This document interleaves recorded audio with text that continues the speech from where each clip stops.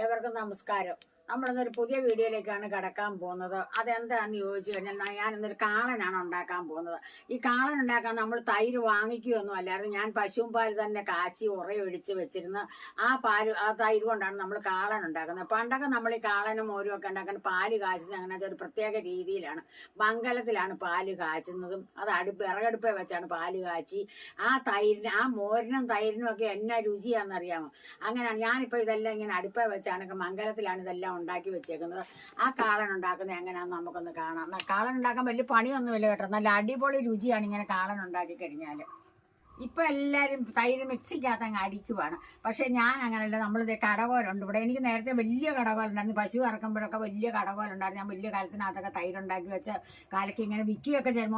മോരും നെയ്യൊക്കെ ഞാൻ വിൽക്കുമായിരുന്നു. ഇപ്പോഴും എനിക്ക് അത് പോയപ്പോൾ ഞാൻ ചെറിയൊരു കടകോല് വാങ്ങിച്ചിട്ടുണ്ട്. മംഗലത്തിനകത്തുണ്ട് തൈര് ഒഴിച്ച് വെച്ചേക്കുന്നത്.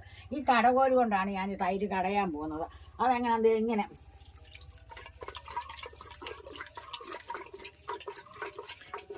ഇത് കാളന്റെ ആകുമ്പോ ഒത്തിരി അങ്ങോട്ട് ഉടക്കണ്ട അല്ലേ? മിക്സിയിലാകുമ്പോ ഒരുപാട് ഉടഞ്ഞു പോകും. അതുകൊണ്ടാണ് പ്രധാനമായിട്ടും ഇതിന്റെ അകത്ത് അടിക്കുന്നത് അല്ലേ?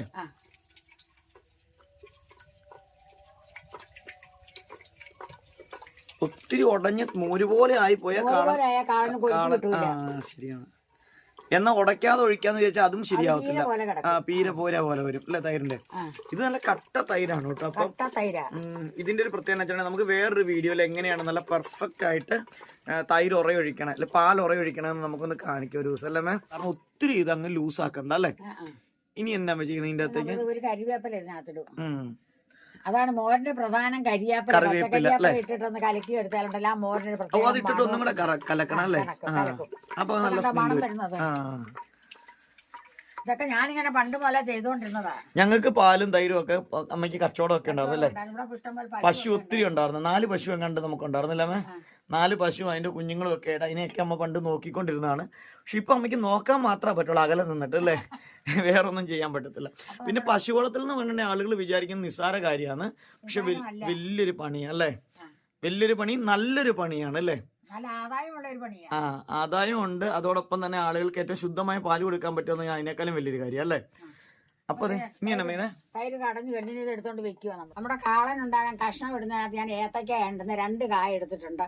ആ കായ എങ്ങനെ കാളൻ അരിയുന്നത് നമുക്കൊന്ന് കാണാം.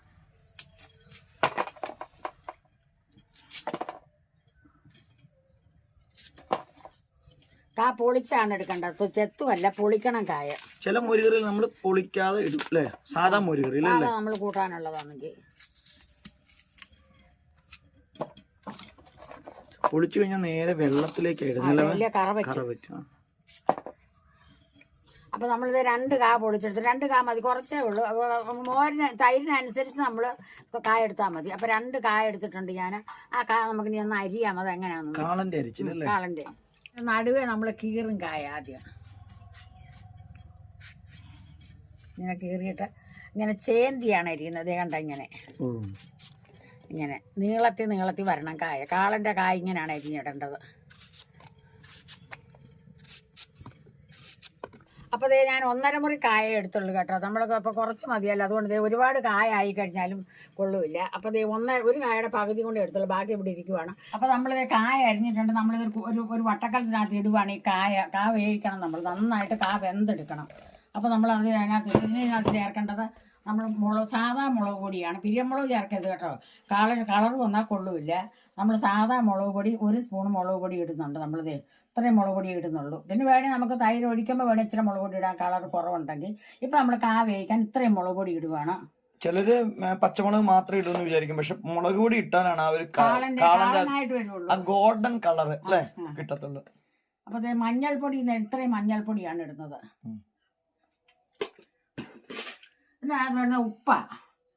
ഉപ്പും ഇതിന്റെ കൂടെ ഇട്ട് കൊടുക്കണം അല്ലേ? ഉപ്പിട്ട് കൊടുക്കണം. ഉപ്പിട്ട് വേണം വേവിക്കാൻ. എത്ര ഉപ്പ്? ഒരു ചെറിയ സ്പൂണിന് 1 സ്പൂൺ ഉപ്പിടുന്നുണ്ട്. ഒരു കറിവേപ്പിലേക്ക് ഇടുക. എന്നിട്ട് വേവാനുള്ള ആവശ്യമുള്ള വെള്ളം നമ്മൾ ഒഴിച്ചു കൊടുക്കുന്നു. വെള്ളം പറ്റണം ഇതിനകത്ത്. കാ വേവുകയും വേണം, വെള്ളം പറ്റുകയും വേണം. അല്ലേ? അപ്പൊ നമ്മളിത് ഒരു 3/4 മുറി തേങ്ങ എടുത്തിട്ടുണ്ട് ഈ കാളന് ചേർക്കാൻ. ഇപ്പൊ ഈ തേങ്ങ മാത്രം നമ്മൾ നന്നായിട്ട് നമ്മൾ അരച്ചെടുക്കും. ഇതിന്റെ കൂടെ വേറെ ഒന്നും ചേർക്കില്ല. പിന്നെ ഇതിന് വേറെ പിന്നെ ചേർക്കേണ്ട കാര്യങ്ങളുണ്ട്. ജീരകമാണ്, അത് വേറെ പിന്നാണ് നമ്മൾ ചേർക്കാൻ എടുക്കുന്നത്. അത് വേറെ അരച്ചെടുക്കണം. അപ്പൊ ഇത് മാത്രം നമുക്കൊന്ന് അരച്ച് നന്നായിട്ട് അരച്ചെടുക്കാം. ഒരു കാര്യം പറഞ്ഞോട്ടെ, നിങ്ങൾക്ക് നമ്മുടെ വീഡിയോസ് ഇഷ്ടപ്പെടുന്നുണ്ടെങ്കിൽ ജസ്റ്റ് ഒന്ന് ലൈക്കും കമന്റും ചെയ്യണം. അത് തന്നെ. പിന്നെ അതോടൊപ്പം തന്നെ സബ്സ്ക്രൈബ് ചെയ്താണ് ചാനൽ കാണണമെങ്കിൽ ജസ്റ്റ് ഒന്ന് സബ്സ്ക്രൈബ് ചെയ്ത് സപ്പോർട്ട് ചെയ്യണം, ഒന്ന് ഹൈപ്പ് ചെയ്യണം അല്ലെ. ഇതൊക്കെ പറഞ്ഞുകൊണ്ട് നമുക്ക് നേരെ ഒരു കാര്യം ചെയ്യാം. നമ്മളുടെ തേങ്ങ അരയ്ക്കാം, അപ്പോഴത്തേക്ക് നമ്മുടെ കായ് വെന്ത് വരുകയും ചെയ്യും അല്ലേ.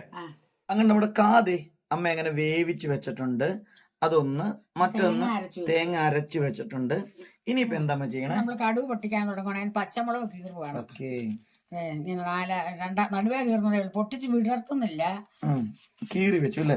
പിന്നെ ഒരു കാര്യമുണ്ട്, ഇതിന്റെ അകത്ത് നമ്മൾ വെളുത്തുള്ളിയോ ഇഞ്ചിയോ ഒന്നും നമ്മൾ ജീരകവും നമ്മൾ ഇതൊന്നും അരച്ചിട്ടില്ല കേട്ടോ. അത് പ്രത്യേകം ശ്രദ്ധിക്കണം. പക്ഷെ 4 പച്ചമുളക് എടുത്തിട്ടുണ്ട്. പിന്നെ ശകല ഇഞ്ചി കടുക് പൊട്ടിക്കാനേ ഇടുകയുള്ളൂ. ഇഞ്ചിന്റെ കൂടെ അരക്കത്തില്ല അല്ലേ.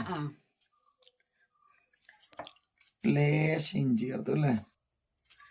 ഇനി കടുക് പൊട്ടിക്കാനുള്ള മറ്റൊരു പ്രധാനപ്പെട്ട സാധനം എന്ന് പറയുന്നത് വറ്റൽമുളക്. അപ്പൊ അത് നമുക്ക് അന്നേരം എടുത്താൽ മതി അല്ലേ. 4 വറ്റൽമുളക് എടുത്തിട്ടുണ്ട്. അപ്പൊ ഇത്രയും സാധനമാണ്. ഇനി നമുക്കിത് ലാസ്റ്റ് പ്രിപ്പറേഷനിലേക്ക് പോവാം അല്ലേ. അപ്പൊ നമ്മുടെ ഒരു ഉരുളി അടുപ്പേ വെച്ചിട്ടുണ്ട്. നമ്മൾ അത് ചൂടായിട്ടാണ് ശകലം വെളിച്ചെണ്ണ ഒഴിക്കാം നമുക്ക്.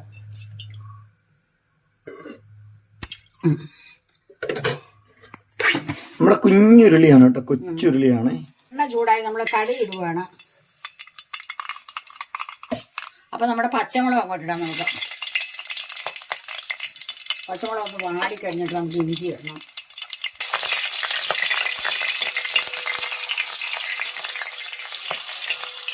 ഇഞ്ചി ഇടാം.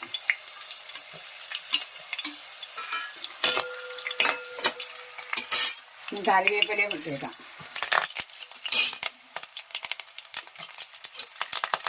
വറ്റൽമുളക് ഇട്ടു അല്ലേ. അതൊന്ന് മൂക്കട്ടെ. അപ്പൊ തേങ്ങയും കൂടെ നമുക്ക് ഇതിന്റെ കൂട്ടത്ത് വരട്ടാം. നന്നായിട്ട് തേങ്ങയുടെ വെള്ളം പറ്റിക്കണം. തേങ്ങ നേരെ പച്ചയ്ക്ക് നമ്മൾ തൈരിലേക്ക് ചേർക്കുകയല്ല ചെയ്യേണ്ടത് അല്ലേ.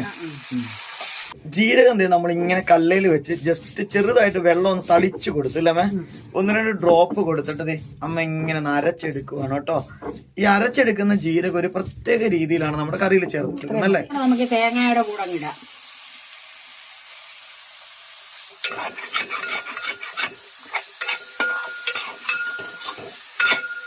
തേങ്ങ ഒന്ന് പയ്യൊന്ന് മൂത്തപ്പോഴാണ് ജീരകം ചേർത്ത് കൊടുത്തത് അല്ലേ. നമ്മുടെ തേങ്ങയുടെ വെള്ളമൊക്കെ പറ്റി ഒരു കളറൊക്കെ മാറിയിട്ടുണ്ട്. ഒരു 2-3 ഇളക്കം കൊണ്ട് ഇളക്കാൻ നോക്കാം. ഒരുപാട് മൂക്കരുത് കേട്ടോ. ആ തേങ്ങയുടെ പച്ച നിറമൊക്കെ മാറി, ചൊവയൊക്കെ മാറി, തേങ്ങയുടെ വെള്ളവും പറ്റിയിട്ടുണ്ട്. ഇനി നമുക്ക് വേവിച്ച് വെച്ചേക്കുന്ന കായ് ഇതിന്റെ കൂടെ അങ്ങോട്ട് ഇടാം. അപ്പൊ നമ്മൾ വേവിച്ച് വെച്ചേക്കുന്ന കായ് ഇതിന്റെ കൂടെ ഇടുകയാണ്.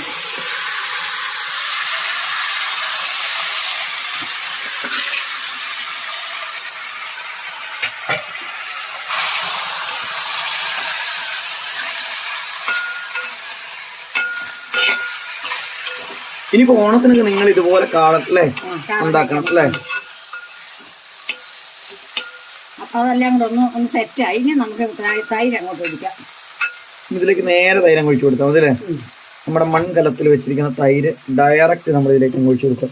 തൈര് കണ്ടോ, അടിച്ചെങ്കിലും കണ്ടോ ഒരു കുറുക്ക് നിങ്ങൾക്ക് ഫീൽ ചെയ്യുന്നില്ല ഒഴിക്കുമ്പോൾ തന്നെ. ആ ഒരു കുറുക്കാണ് തൈരിന് വേണ്ടത് അല്ലേ. മോരായി പോകരുത് കാളൻ, അത് പ്രത്യേകം ശ്രദ്ധിക്കുക. പിന്നെ നമ്മൾ നമ്മുടെ തൈര് തന്നെ ഉണ്ടാക്കി എടുത്തിട്ടുണ്ടെങ്കിൽ നമുക്ക് നന്നായിട്ട് ചെയ്യാൻ പറ്റും. കടയിൽ നിന്ന് വാങ്ങിക്കുന്ന തൈരൊന്നും നമുക്ക് വിശ്വസിക്കാൻ പറ്റത്തില്ല. ചിലപ്പോൾ ഭയങ്കര പുളിയായിരിക്കും, ചില പീര പോലെ ആയിരിക്കും, കൊഴുപ്പ് കുറവ്, ഇങ്ങനെ പല പ്രശ്നങ്ങളും അതിനുണ്ടാവും അല്ലെ. ഇപ്പൊ നിങ്ങൾക്ക് നോക്കുമ്പോൾ ഉണ്ടല്ലോ ഒരു വെള്ള പോലത്തെ കളറായിരിക്കും കാണുന്നത്. പക്ഷെ ഇതൊന്ന് സെറ്റ് ആയി കഴിയുമ്പോഴത്തേക്കും നല്ല ഒരു ഗോൾഡൻ മഞ്ഞ കളറിലേക്ക് മാറും ഇതല്ലേ. ഉപ്പ് നോക്കട്ടെ.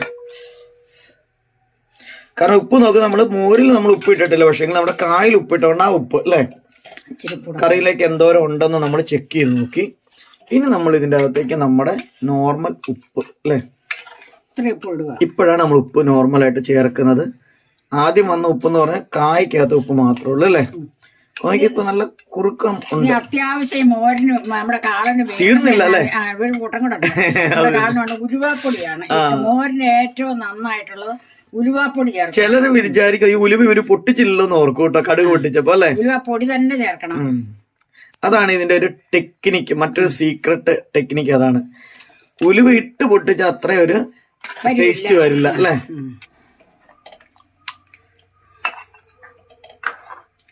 തിളക്കൊന്നും വേണ്ട അല്ലേ? ഒത്തിരി തിളക്കണ്ട. നമ്മളിതിനകത്ത് വെള്ളത്തിന്റെ ഒന്നും ഇല്ലല്ലോ, അംശങ്ങളൊന്നും ഇല്ലല്ലോ, എല്ലാം ചൂടായ സാധനങ്ങളില്ലേ. അപ്പൊ ഒത്തിരി തിളയ്ക്കുമ്പോ വെള്ളമായി പോകും. പയ്യെ ആവി പയ്യെ വരുമ്പോഴത്തേക്ക് നിർത്തണം അല്ലേ. നിങ്ങളുടെ കാളന് നല്ല സൂപ്പർ ടേസ്റ്റ് കിട്ടാനുള്ള മറ്റൊരു ടിപ്പും കൂടി ഉണ്ട് കേട്ടോ. അപ്പൊ നമ്മൾ ഈ കാളനൊക്കെ ഇങ്ങനെ ഉണ്ടാക്കി വെച്ചാൽ ഇതിന്റെ അകത്ത് ഒരു ചെറിയൊരു ടിപ്പും കൂടി അമ്മ ചേർക്കുക. നമ്മുടെ പച്ചക്കായായിരുന്നു, ചെനച്ച കായ ഒന്നും അല്ല. അതുകൊണ്ട് ഇതിന്റെ അകത്തേക്ക് എന്താ ചേർക്കുന്നത്? പുളി കൂടുതൽ ശകലം പഞ്ചസാര ഇട്ട് കൊടുക്കുക, കാളന്റെ രുചി വരും. പുളി കൂടുതലൊന്നല്ല, അല്ലെങ്കിൽ ഞങ്ങള് ലേശം പഞ്ചസാര ഞങ്ങൾ ഇടാറുണ്ട് അല്ലേ. അപ്പോഴാണ് ആ ഒരു പ്രത്യേക രുചി, ചെറുമധുരം. പക്ഷെ നമ്മൾ ചെനച്ച കായാണെങ്കിൽ നമുക്ക് മധുരത്തിന്റെ ആവശ്യമില്ല. അല്ലെങ്കിൽ ആ ഒരു ചെറു മധുരവും പുളിയും കൂടി ഒക്കെ ചേരുന്നതാണ് കാളന്റെ ഒരു ടേസ്റ്റ് എന്ന് പറയുന്നത് അല്ലേ. അതടിച്ച് ചോറുണ്ണാൻ എന്നാ രുചിയാന്നറിയാം. അത് തന്നെ. അപ്പൊ നമ്മുടെ കാളൻ റെഡി ആയിട്ട് ഇവിടെ ഇരിക്കുന്നുണ്ട്. നല്ല അടിപൊളി കാളൻ. ഞാൻ ഒന്നും കൂടെ കാണിക്കാവേ, കാളനായി ഇരിക്കുന്ന ഇരിപ്പ് കാളന്റെ ഒന്ന് കാണിക്കാം കണ്ടോ. നമ്മുടെ കൊച്ചുരുളിക്കകത്ത് നല്ല സെറ്റപ്പ് ആയിട്ട് കാളൻ ഇരിക്കുകയാണ് അല്ലെ. അപ്പൊ ഇപ്പൊ ഇതിന് കൊഴുപ്പ് കുറവാണെങ്കിലും കുറുക്ക് കുറവാണെങ്കിൽ നാളത്തേക്ക് ഇത് നന്നായിട്ട് കുറുകിയിരിക്കും. ഈ കല്യാണത്തിനും ഓണത്തിനൊക്കെ നമ്മൾ തലേ ദിവസം കുറുക്ക് കാളം വെച്ച് വെക്കും. എന്തിനാ, പിറ്റേ ദിവസം എടുക്കുമ്പോ നല്ല കുറുകി നല്ല ഇരിക്കും. അപ്പൊ ചോറിനകത്ത് കുറിച്ച് അത് അവിടെ ഇരിക്കും. പിള്ളേർക്കെല്ലാം ഭയങ്കര ഇഷ്ടമാണ്. അപ്പൊ നിങ്ങൾ ഇതുപോലെ വേറെ കാര്യം, ഇതിലും കുറുക്കാൻ പോകരുത് ഇനി അല്ലേ. ഇതിൽ കുറുക്കരുത്, കുറുക്കി കഴിഞ്ഞാൽ പിന്നെ ഭയങ്കര കുറുകായി പോകും. കാരണം നാളെ ആകുമ്പോഴത്തേക്കും വീണ്ടും ഭയങ്കര കട്ടിയായി പോകും. ഇപ്പൊ ഇത് പാകത്തിനാണ് ഇപ്പൊ ഇരിക്കണം. പക്ഷെ ഇത് ഇന്നല്ല എടുക്കുന്നത്, നാളെയാണ്. അപ്പൊ നിങ്ങൾ ഇതുപോലെ ഒരു കുറുക്കുകാളൻ ഉണ്ടാക്കി നോക്കുക. നിങ്ങൾക്ക് എല്ലാവർക്കും എന്റെ കുറുക്കുകാളൻ ഉണ്ടാക്കിയത് ഇഷ്ടപ്പെട്ട് കാണും ഞാൻ വിശ്വസിക്കുന്നുണ്ട്. അപ്പൊ നിങ്ങൾ ലൈക്കും കമന്റും ഒന്നും ചെയ്യാൻ മറക്കരുത്. അതോടൊപ്പം തന്നെ സബ്സ്ക്രൈബ് ചെയ്തിട്ടില്ലേ, ജസ്റ്റ് ഒന്ന് സബ്സ്ക്രൈബ് ചെയ്ത് സപ്പോർട്ട് ചെയ്യണം, ഒപ്പം ഒന്ന് ഹൈപ്പ് ചെയ്യണം അല്ലെ. അതെല്ലാം ചെയ്യണം. അപ്പൊ ഇത് ഇഷ്ടപ്പെട്ട് കാണുമെങ്കിൽ ഞാൻ അടുത്തൊരു വീഡിയോ. ഒരു മിനിറ്റ് കേട്ടോമ്മേ, ഒരു കാര്യം പറഞ്ഞോട്ടെ. നിങ്ങൾ ഇഷ്ടപ്പെട്ടിട്ടുണ്ടെങ്കിൽ അടുത്ത വീഡിയോയിലേക്ക് വരുന്നതിന് മുമ്പ് ഒരു കാര്യം കാണിക്കാൻ. നമ്മുടെ ഇവിടെ ഒരു സാധനം ഇരിപ്പുണ്ട് കേട്ടോ. ഇത് എന്താണെന്ന് വെച്ചാൽ നമ്മുടെ കരിനെല്ലിക്ക ഉണ്ടാക്കിക്കൊണ്ടിരിക്കുന്നതാണ് കേട്ടോ അമ്മ. 2 കലത്തിന്റെ അകത്ത് കരിനെല്ലിക്ക ഇങ്ങനെ സെറ്റ് ചെയ്തുകൊണ്ടിരിക്കുകയാണ്. അതുണ്ടാക്കുന്നതിന്റെ വീഡിയോ നമ്മൾ ഇട്ടിട്ടുണ്ട് അല്ലേ. അപ്പൊ എല്ലാരും കാണണം. അപ്പൊ അടുത്തൊരു വീഡിയോ ആയി വരുന്നവരെ എല്ലാവർക്കും നന്ദി, നമസ്കാരം.